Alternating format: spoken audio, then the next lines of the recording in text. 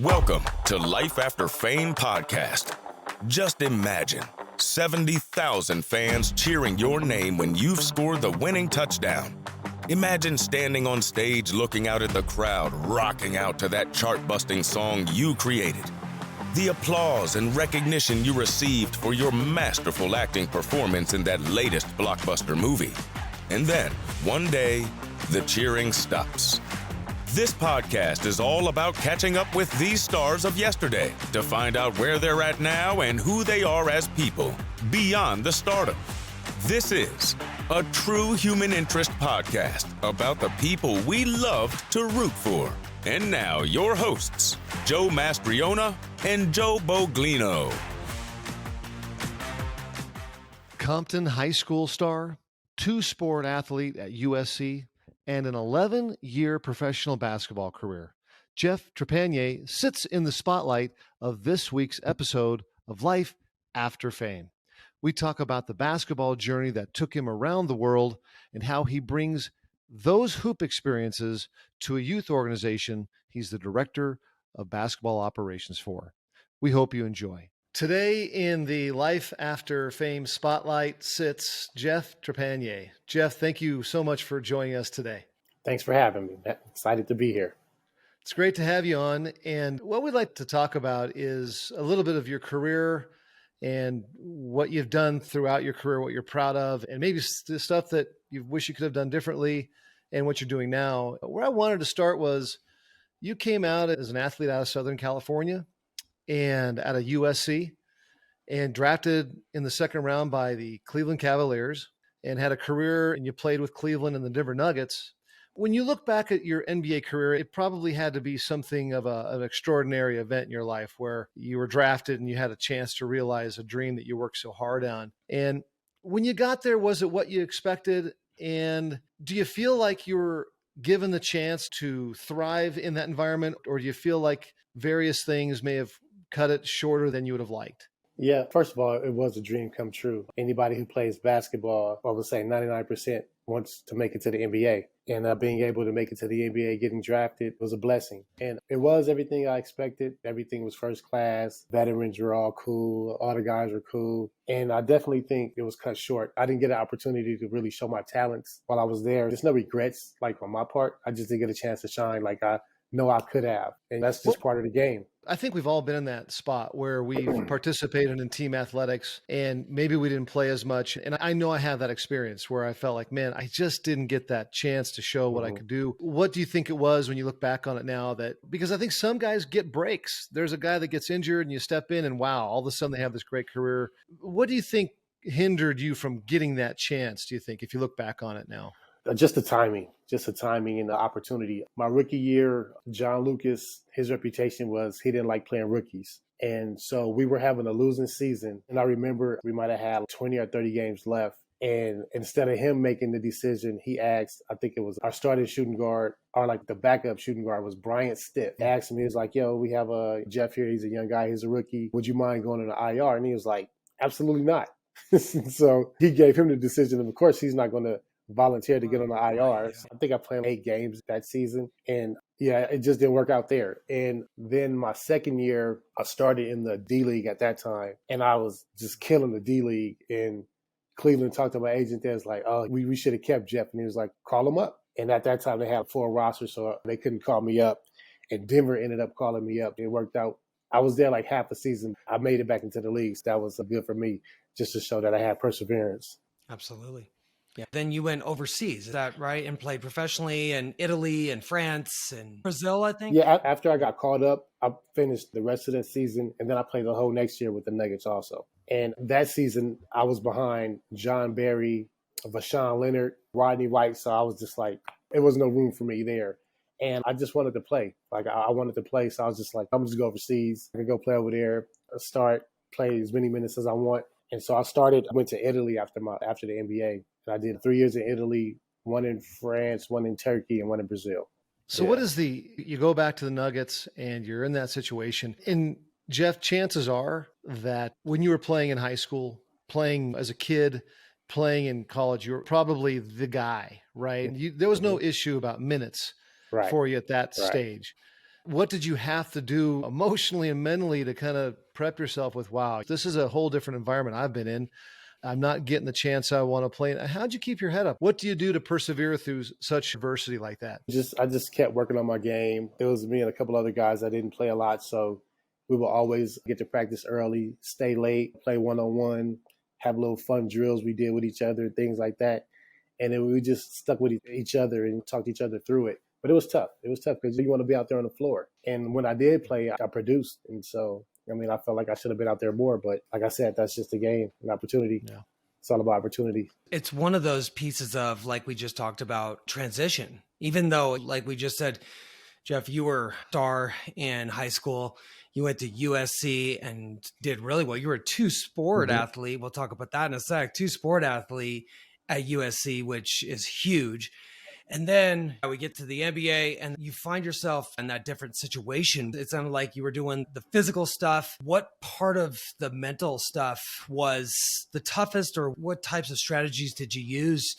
Because that is a transition. You went from playing all the time, like Joe said, never worrying about, am I going to get enough minutes, to now this, and that is tough, I would imagine. Yeah, it was. It was. One of the things I just told myself is just stay ready. You never know. It may happen. Somebody may get hurt. And I just went to every practice and every game just like preparing like I was going to play. And so I just stayed ready. That's all I could do is just keep working on my game, trying to stay ready.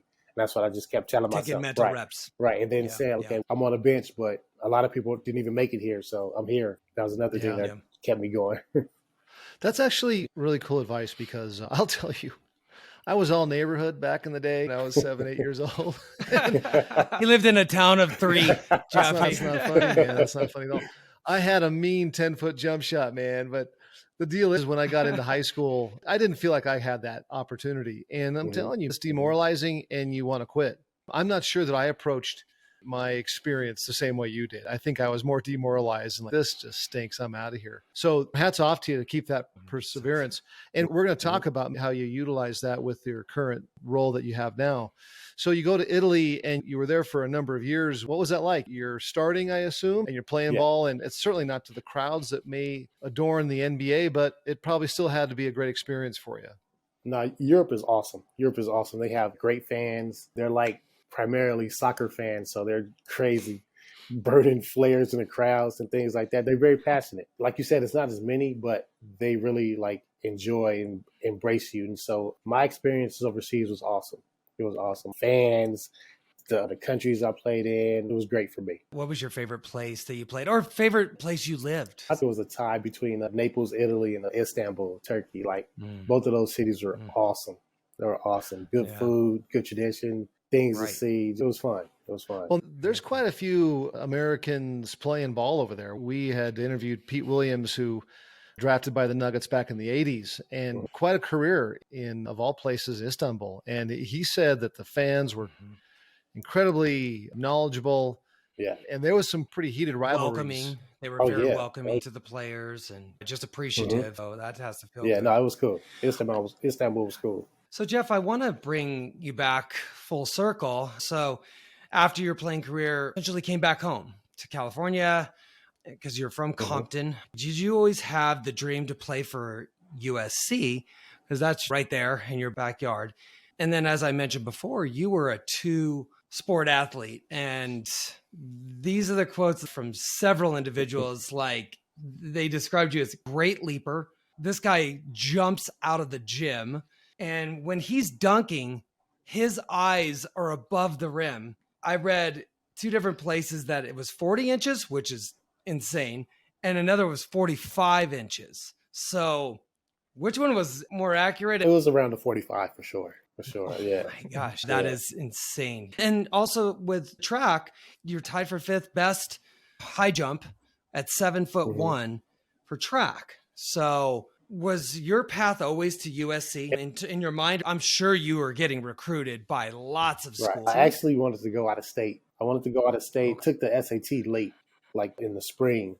And so all the schools I wanted to go to, all their recruits, they committed in the fall. And so I definitely wanted to go out of state. And USC, they just stayed on me the whole year. And it ended up being like the best decision for me because I was at home. My friends and family came to the games and things like that. So it turned out to be a great decision for me. And then as far as like track, that was just like, I was doing that the high jump with no technique. Like the coach asked me, did I want to try the high jump? And I was like, why not?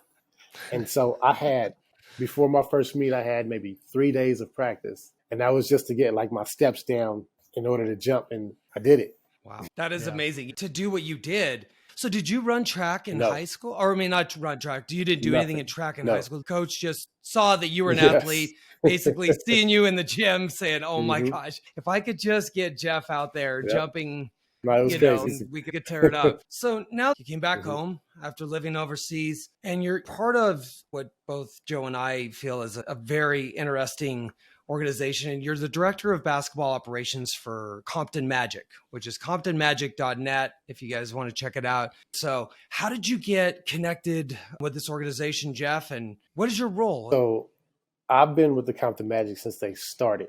The co-founder and the founder, the coach was Rod Palmer. He's an assistant at UCLA now. He came in at Compton High at 93, same year, my freshman year. And before it was the Compton Magic, it was just our high school basketball team. And that's how we play, like in the summer, in the spring, we just all stayed together. And we couldn't say it was Compton High, so it was Compton Magic. And so we just started off like that. And so I was like the original Compton Magic from 93.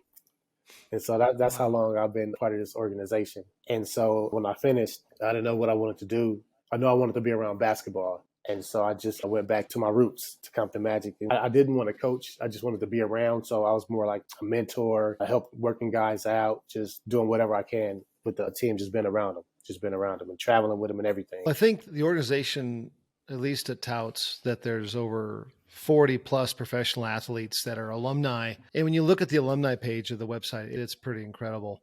I've got to think that's such a great mentoring type of opportunity because you've got these kids who had the same aspirations you had 20 years ago, but maybe they get some real world instruction and direction. What do you share with these guys? I think that I've seen a podcast recently with, I don't remember the kid's name. He's top 3 in the country. And obviously the future looks bright, but how do you nurture these kids and to keep an eyes open and doing it right? I just tell them the real. Like we have a lot of good players and it's a lot of people just telling them what they want to hear. And I just tell them the real. This could be taken away at any point, any given time. You got to keep your head on straight. Don't get too big-headed. To keep working hard. Make sure your education is good. Make sure you're doing good in school.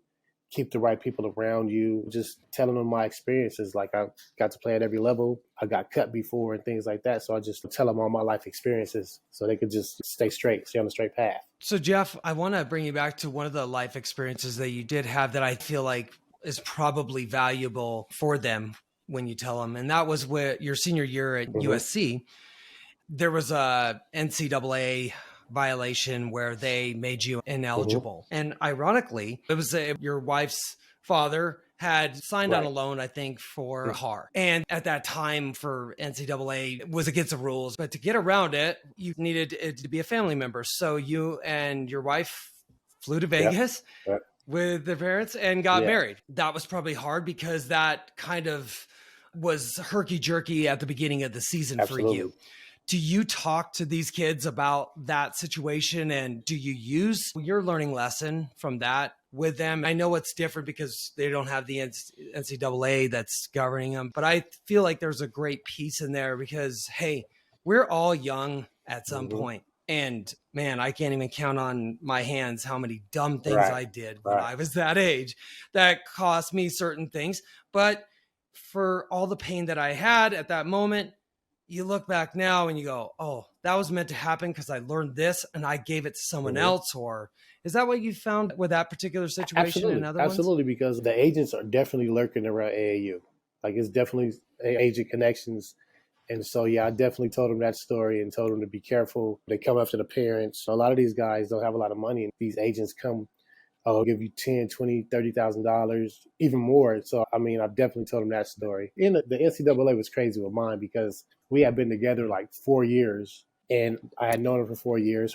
Both her parents just happened to be track coaches. And so that was the conflict of interest for the NCAA. But it happened. So Reggie Bush is another example, another USC grad. And that was different. But I think that happens a lot. It's the fine print that the NCAA had that a 20-some-year-old kid is not really thinking about that. But I do think it's a great lesson. Absolutely. Me too. You got these experiences that you brought back home. and you're part of this organization that is in and of itself community-based grassroots organization, deeply involved in all kinds of various things. And when it comes to these kids, obviously basketball is a huge component of it. When you look at the kids that you've seen, it's funny because if you're a good basketball player, even me, I'll tell you, Jeff, I had an ego, man. I was going to take you down. But you know, what you learn when you turn 50 is your ego is not your amigo. But teaching that to a kid is get away from me, man. And so you're dealing with probably a lot of kids who've got a lot of confidence in their game and the whole thing. When you look at the group of kids that you've seen since you've been there, the ones that have made it and the ones that haven't, if you had to give us a picture of the profile of the ones that have made it and a picture and a profile of the ones that haven't, can you shed some light on that? Give us an idea about that basketball player that's made it into the NBA and achieved it. What did they do differently than maybe the one that didn't? Nothing really. Like I said, it goes back to timing and opportunity. There are a lot of good players that started in the NBA. I think with our organization, we've had so many good players that didn't make it. It wasn't because they weren't good. It's just timing and opportunity. That's all it is, really. Like getting a chance to showcase your skills with the right organization. And sometimes you don't get to do that. So it's no difference. It's no difference between the players who made it and who didn't. I think I echoed that because I'm just using another example. Terrell Davis, Hall of Fame Terrell Davis of the Denver Broncos, tells his own story of that. He was in a preseason game in Tokyo and wasn't getting any reps, wasn't getting any time, felt, hey, I'm not even going to play. Where before the preseason game was played, he was at the front desk at the hotel trying to get them to get him out of there so he could catch a flight back home undone. This isn't going to work. And because he was in Tokyo, there was a language barrier. This is his words. They didn't understand him. They couldn't figure out what he was wanting or needing. So he just forgot it and ended up staying. Goes to the preseason game, meets a bunch of hot dogs. Because he's like, I'm sitting on the bench anyways. I'm just going to eat hot dogs. They call him in there. He throws up over on the sidelines. He goes on special teams. It wasn't even at running back. He goes in on special teams and makes this monster hit. He just pulls a guy. Mike Shanahan, who's the coach at the time, sees it and goes, well, let's get Terrell Lenatroning back. And then history's made. So just think, if they're not in Tokyo, let's just say they're in somewhere in the States where, of course, they understand, hey, how do I get a cab? How do I get out of here? Then we never know Terrell Davis as the Hall of Fame player that he is. Life is about inches. And like you said, opportunities and moments. And sometimes in the moment, we don't even understand why we didn't get that opportunity. I think it's all for a bigger purpose, and sometimes we may never know. But I think your experience and having to go through the transition of getting to the NBA and the excitement, I can't even imagine what that feels like, to then feeling like, man, I'm not getting my opportunity, then to jumping over to overseas has led you to working with Compton Magic and these younger kids, because their transition as well, Jeff, has got to be extremely difficult because they're right on the cusp and they're fighting, they're digging, they're grinding to get there. And a lot of the times it doesn't happen. I don't know how many players have gone through that organization. I'm sure hundreds. There's only 4 that have made it. What advice would you give to the normal person that is just in their life going through a transition? Or, hey, let's even say the high school kid that was a great player and he doesn't get an offer at college, or the college kid that doesn't go into the pros. What piece of advice would you give to them in terms of just transition and how to work through it? My biggest piece of advice in any sport, or any occupation, I think, if you believe you can do it, just keep pushing. Don't let nobody tell you that you can't do it. And you just have to be strong. You have to be strong in your mind. Just keep pushing if you believe. Just keep trying, keep working at it. Do whatever you have to do to fulfill your dreams, because you don't want to live with any regrets. Like whatever you're going through, you don't want to stop and say, oh, I can't do it. And then you're going to always think back, what if I did this? What if I did that? You just got to keep pushing, man. Right. And that's in any aspect of life. Just keep pushing, and you just got to keep believing that you can. Yeah, you have to kind of even keep your own skepticism at bay and just keep on believing and going forward, even in spite of yourself sometimes. What's the future hold for you now, Jeff, as you look forward here? I'm coaching the G League my first year last year. I was with the Houston Rockets G League team last year.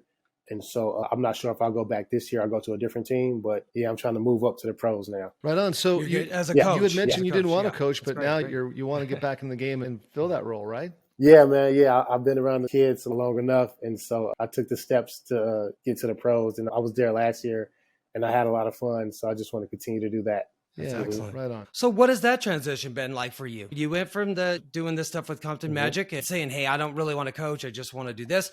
And then you probably realized you were coaching Exactly. a lot of the kids. And then in the D League. So does it go from the D League and then you would jump to the NBA, Jeff? Is that the progression? Is how that works? Yeah. As a coach? Yeah. I just wanted to like get in wherever I could, get my foot in the door. And so my steps taking me through the G League, and I'm all good with that. Being able to work with the pros and just, again, telling my story and my experiences. And these guys are right on the cusp. Some going to make it, some aren't. Yeah. And so I just been able to talk to them and work them out and tell them everything, what they have to do in order to succeed. Like that's good for me. I think you're in the perfect spot for that move, man. Based on what I've heard here, I think you're in the perfect spot to coach these guys and your experiences you can lean on and share. Yep. We appreciate, Jeff, you coming on the show and sharing your experience. We really are thankful for it. We look forward to watching you progress through your own career, and hopefully we'll see you on the sideline here soon in an NBA court. Soon, for sure. Yes, definitely. Can't wait. Thanks again, Jeff. I appreciate you guys for having me.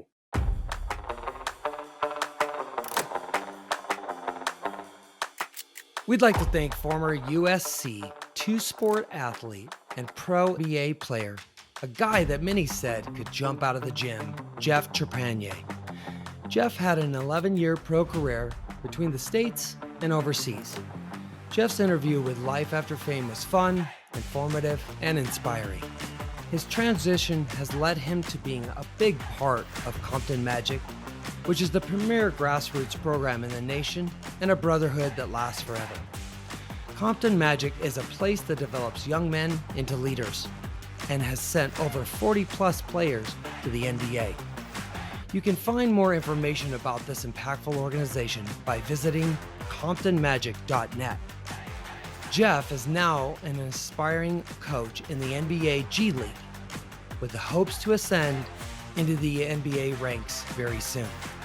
We're rooting for Jeff as he's a great guy with a lot to offer. Thanks again to all of our Life After Fame members for listening to our show. We hope you enjoyed that episode. If you haven't done so already, make sure you hit subscribe. Please visit us at lifeafterfamenow.com or by subscribing anywhere where podcasts are found. Come back next week as we have yet another exciting guest. On behalf of this episode's guest, Jeff Trepanier, I'm Joe Mastriona with my co-host Joe Boglino. We'll see you all next week.